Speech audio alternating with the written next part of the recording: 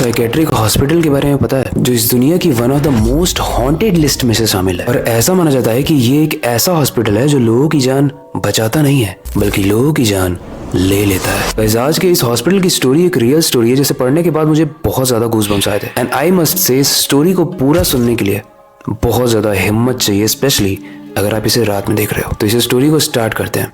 Hello guys, मेरा नाम है अविनाश कुमार और आप देख रहे हो सीखो ऑफिशियल शो हॉरर स्टोरीज।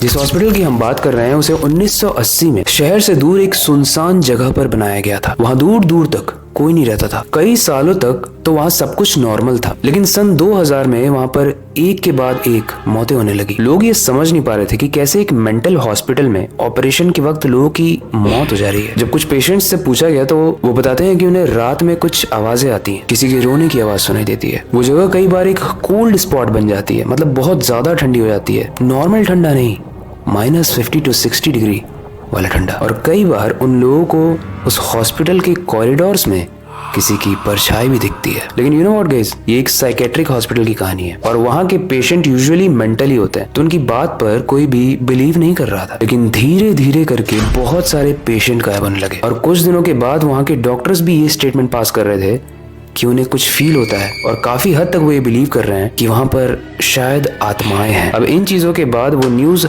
आसपास के शहर में बहुत तेजी से फैली, जिसके बाद बहुत सारे लोगों ने उसके आसपास भटकना भी बंद कर दिया। और यही नहीं, इसके बाद जितने भी डॉक्टर्स वहाँ पे काम करते थे उन्होंने भी अपना काम वहाँ से छोड़ दिया, यानी रिजाइन दे दिया। और जितने डॉक्टर्स बचे थे उनका तो डर से बहुत बुरा हाल था और पेशेंट भी अब गिने चुने ही बचे थे। एक दिन सारे डॉक्टर अपने चीफ डॉक्टर यानी उनका जो लीडर था उनके पास गए और उन्हें ये सारी बात बताई, पर फिर भी उस चीफ डॉक्टर ने कुछ नहीं किया। जो चीजें चल रही थी वो वैसे ही चलती रही उसके बाद भी। और एक वक्त ऐसा आया जब इस गैंजिम साइकेट्रिक हॉस्पिटल में ना पेशेंट बचे और ना डॉक्टर्स। सभी ने ये मान लिया कि वो हॉस्पिटल श्रापित है और अगर वहाँ कोई गया तो वो मारा जाएगा। कुछ समय के बाद एक इन्वेस्टिगेशन टीम वहाँ पर गई, लेकिन स्ट्रेंज बात यह है कि उन्होंने भी कुछ आवाजों को और कोल्ड स्पॉट को एक्सपीरियंस किया। और जैसे जैसे वो आगे बढ़ रहे थे उन्हें ये महसूस हो रहा था कि उन पर कोई नजर रख रहा है। वो आपस में बात भी कर रहे थे और ऐसा होता भी है। हम कहीं जा रहे हैं और अगर हमें कोई देख रहा है, काफी देर से देख रहा है, तो एक स्ट्रेंज प्रेजेंस या एक अजीब सी फीलिंग आती है अगर आपको कोई देख रहा हो तो। अब आखिर में वो उस कमरे में जाते हैं जहाँ पर सिर्फ एक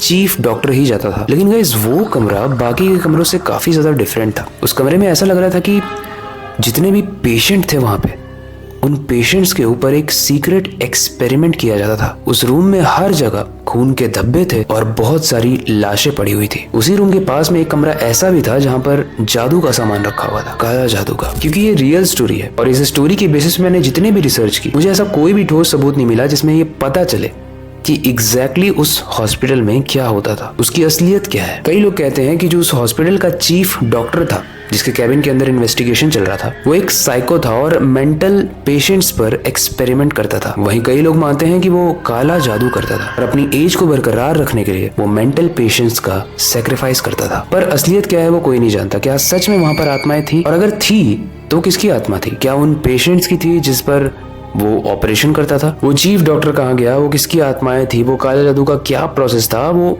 उससे रिलेटेड कोई भी एग्जैक्ट इन्फॉर्मेशन मुझे नहीं मिली। लेकिन वो हॉस्पिटल आज भी एक खंडहर है। वहाँ के सारे फर्नीचर टूट चुके हैं, खिड़की दरवाजों पर जंग लग चुकी है और हर जगह बस अंधेरा ही अंधेरा है। इसी इंसिडेंट पर 2018 में एक फिल्म भी रिलीज हुई थी। उसका नाम था गॉन्जिम द हंटेड असाइलम और इसी फिल्म के बाद ये जगह और ज्यादा फेमस हो गई। अब वैसे तो इस हॉस्पिटल में जाना मना है, लेकिन हम सब जानते हैं क्योंकि हमने इतनी हॉरर स्टोरी सुन ली है कि जो थ्रिल सीकर्स होते हैं, जिन्हें अपनी लाइफ में किक चाहिए, एडवेंचर चाहिए, वो लोग कुछ भी करके वहाँ पे जाते हैं और कोशिश करते हैं कि वहाँ जो भी एक्सपीरियंस है वो उसका पर्दाफाश करें और दुनिया के सामने लाएं कि वो कहानियां हैं या सच्चाई।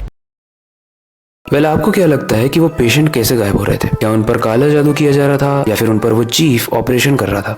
एक और सवाल उठता है, जब सारे डॉक्टर्स उसके पास गए थे तो उस चीफ डॉक्टर ने कोई भी एक्शन क्यों नहीं लिया? क्या वो सच में कोई एक्सपेरिमेंट्स कर रहा था जिसकी वजह से वो चाहता था कि जो चल रहा है वैसा ही चलता रहे? आपको क्या लगता है वो कमेंट सेक्शन में जरूर बताना। इस स्टोरी से रिलेटेड कोई भी फीडबैक हो वो भी आप कमेंट सेक्शन में बता सकते हो। अगर आपके पास कोई ऐसा स्ट्रॉन्ग सजेशन है जिसे स्टोरी को सुनने के बाद लोगों की रूह कांप जाए, तो आप कमेंट सेक्शन में अपना सजेशन बता सकते हो। बाकी अगर आपको ऐसी ही रियल स्टोरीज पसंद है तो आप कमेंट में जाके रियल स्टोरीज मेंशन करना, ताकि मुझे पता चले कि आपको रियल स्टोरीज में इंटरेस्ट है।